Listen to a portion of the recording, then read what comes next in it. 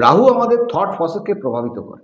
যার জন্ম কুণ্ডলিতে রাহু জলতত্ত্ব রাশিতে একাধিক পাপ গ্রহ দ্বারা প্রীত রয়েছে এবং জন্ম কুণ্ডলিতে রাহু অশুভভাবে আছে, বর্তমানে রাহুর মহাদশা চলছে, সে সমস্ত জাতকেরা ধীরে ধীরে নেশার প্রতি আসক্ত হয়ে পড়ে।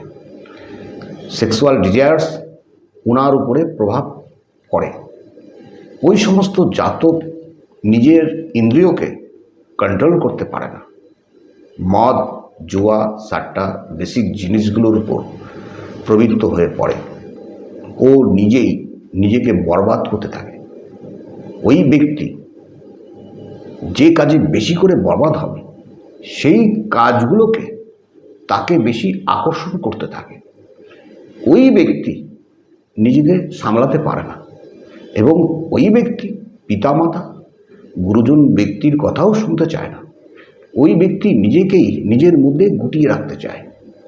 এর উপায় অবশ্যই আছে।